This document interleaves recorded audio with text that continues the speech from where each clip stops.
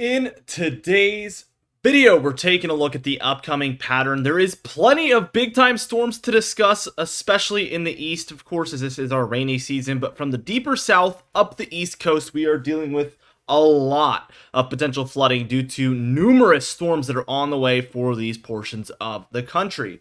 We will be taking a look at some severe weather opportunities across further north areas, and also looking at the tropics a little bit at the end of the video, so stay tuned for all of that. Let's go ahead and dive into things, and as we take a look at tomorrow afternoon on Monday, July 15th, what we see is a lot of activity in these more northern corridors. There is a little bit going on in the northern Rockies here, but we see primarily the north central states across some of the upper Midwest, and then even near the Great Lakes and Northeast here in Ohio Valley, as well as portions of Canada, we have some thunderstorms ongoing as well. You can see there's a couple of low pressure systems that here really tag teaming to cause a lot of this activity. We will be watching for potential severe weather due to this. I've talked about this over the course of a couple of videos, but across the northern plains, upper Midwest, and Great Lakes, this is an area that sees a lot of summertime severe weather, so no big surprises there whatsoever. Now, as we reach towards Tuesday on July 16th, what we see here is some thunderstorm activity from the Rockies, mostly the southern Rockies, central and southern Rockies there, in the upper Midwest, across some of the plains in Ohio Valley, as well as the Northeast here. So we are seeing a lot of thunderstorms just across multiple different areas. A very, very active day there on Tuesday. And we do get this kind of concerning southeast area going here, where we do expect some potential severe weather to really get started. Not as much severe weather as it is just flooding and over again thunderstorms, but there could certainly be severe weather, especially even in those general thunderstorm risk areas, or if we get upgrades. But I always say, a general thunderstorm risk, although we only expect general thunderstorms, anything is possible, so heed every watch, warning, and advisory. You do sometimes see bigger events happening in there. This band off the north here is going to be a cold front actually extending off of this low up here in Canada. And we actually will be seeing a pretty big threat for severe weather along this line, so we're going to be watching that closely by early to midweek next week. Let's take a look here at Wednesday on July 17th, and we do see that a lot of this drops further down towards your deeper south areas, some of the southern Rockies, the plains, deeper south, southeast, and up the mid-Atlantic coast, even into the northeast here. This is the primary areas where we're watching for severe weather along that cold front. Also be watching for cooler weather that will be on the way as well. As we reach towards Thursday on July 18th, we see a continuation of this for the southeast, deeper south areas. Oklahoma, Texas, take it eastward all the way up the Carolinas and Virginia here. And that is where we're seeing excessive amounts of rainfall for the second week in a row. As we move towards Friday here on July 19th, we see that this drops even further south here. We're seeing mostly the deeper south and southeast dealing with this by this point, but it's just continuing for these areas. We do also see some showers and thunderstorms across the Rockies and plains ongoing as well by this point. As we take a look at Saturday here on July 20th, we see that this area kind of pops north again, as it's just staying pretty stagnant as it did last week, Thursday through Saturday, coincidentally. We're seeing a very similar time frame this upcoming week as well. We also see the plains kind of seeing a little bit more of a concerning look here. Stacked column across Texas, Oklahoma, Kansas, Nebraska here. Could spell some severe weather for the late week into the weekend there. Here's Sunday, July 21st here. And we see that all kind of just sticking with it. The southern plains, deeper south, up the southeast continues to be the trend here. Let's take a look at Monday here on July 22nd. And you guessed it, the same areas dealing with continued rainfall and thunderstorm chances. Really quiet outside of these areas, though, which is surprising. Let's take a look at Tuesday. And it does kind of shift. Its tilt is now much more just up the eastern states in general. But we're still seeing very similar areas seeing this thunderstorm and shower activity just continuing onward. And it even looks like Wednesday is going to be a lot of the same, maybe pushing further up the east coast. So very concerned for flooding, especially as after we've seen just this saturating rainfall this past week. To see more of that on the way for similar areas is just not a good look. Here's the total precipitation, and really you can tell where that activity is looking to take aim.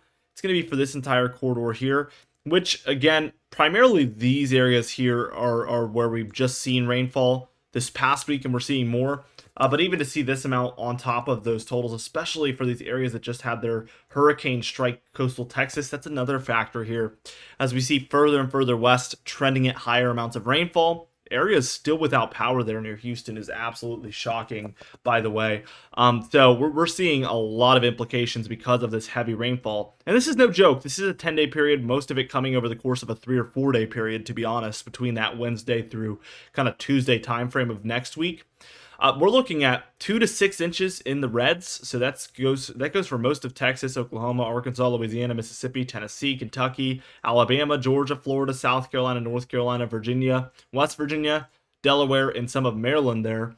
And we're even seeing some browns in here trending in for a couple of spots. It's going to be hard to pinpoint exactly where to expect that, but that's where we're looking at 6 to 10 inches. Again, over a 4 or 5 day period for the most part, after we've seen saturating rainfall, is really something to be concerned about. The West is looking a little bit more precipitation. Honestly, we're trending more towards average amounts here. Same story for a lot of your north central states and northeast. This is all pretty normal amounts here. The summertime could be a little bit unpredictable, so don't be surprised if some areas see more, some areas see less. But for the most part, this looks like a healthy amount of rainfall. Nothing too excessive for a lot of those areas that I just drew in. Now, as we take a look at the temperature pattern, we do see that we are in a warmer pattern, obviously. If you've been outside at all the past week, you've probably noticed. But we do see a cool down on the way with a lot of this rainfall. Wednesday, July 17th, again, we're going to have a low somewhere up here in eastern Canada with a stretching cold front. That is what we're looking at here, with lots of precipitation along it. So cooler, wetter weather on the way. Hitting this warmer area as well could have some implications. We see this move in and really stick around with that higher amounts of precipitation, even lasting all the way till the end of this model run. We didn't get it all the way up to date. Let me see. I'll try to refresh this page here. There we go. We get the whole model run now. So even lasting, I would say we're seeing some cooler temperatures all the way until the 27th, according to this model. Take that with a grain of salt, as that is a very long-term forecast, and I would expect to see more fluctuations than what this European ensemble model is suggesting. So definitely, I'm not necessarily in agreement with this, but it is interesting that we're trending towards colder weather for the next really foreseeable future. We do see a little bit of a warm up here at the end on this ensemble model, but it really does it for everywhere, as they tend to do. They show warm in the long range when they don't know what to show. So really hard to tell what we're getting here. So we'll keep you up to date with this model, of course, as we know more and learn more. I wanted to take a little bit of a look at the tropics, and we're going to be using the European AI model to do this, actually. Just looking at the precipitation. Obviously, we have our MDR, or main development region, in here. So we're going to be watching these waves coming off of Africa. I encourage you to pay attention specifically to that. But we'll also notice that there is just a lot of tropical interest in these areas across the Bahamas, Caribbean, the Gulf of Mexico. We see some of it try to get thrown towards the southeast coast or thrown into the Gulf here. So just pay attention. I'll keep the date is going to be at the top of your screen. You can see it. On the valid section, not the initialized right here. I know that gets confusing, but the valid Monday, July 15th is the date here. I'll try to name off a few. We see the motion, so again, pay attention right here. You'll notice that we have pretty vigorous tropical waves coming off of Africa, which is fairly normal. We've seen an excessive amount so far for the early season, but we see this just westerly flow here. And right there is where we're watching Tuesday, July 23rd, not too far from now. We do see this wave here of interest that really wants to try to take off, aiming at the East Coast, which is a little concerning. The only good news is it's about 10 days out, so, taking this with a grain of salt. The bigger thing to pay attention to is the fact that we do have a wave popping up on the model. It is showing tropical waves, showing potential chance of development, and that is the biggest takeaway. Not any specifics about location, time, or intensity. That's going to be pretty hard for this model to get right. So we do see that one go north of the Bahamas and kind of stall out, in case you're curious, somewhere in kind of the middle of the ocean here between Bermuda and the East Coast. So definitely very interesting. We do get a couple of other waves that are showing interest. And really, as I just roll us back through it, if you watch the Caribbean and the Gulf, there is a couple of areas that could potentially show signs of development here over the next 15 days. Definitely something to watch, but the tropics look awake and alive and well. So very, very interesting stuff. The Storm Prediction Center outlook, let's take a look at it. This is for day 1 on today, Sunday, July 14th, and what we see is a general thunderstorm risk in the lighter greens. But again, as I mentioned earlier, still heed every watch, warning, and advisory as some unexpected things do tend to happen. Also, the darker green areas is where we expect a level 1 marginal risk for the day today, and that is where we expect some isolated severe weather to occur. The yellow area there is your level 2 slight risk, where we do expect some scattered about severe weather to be prevalent throughout those areas. So also be on the lookout for that today.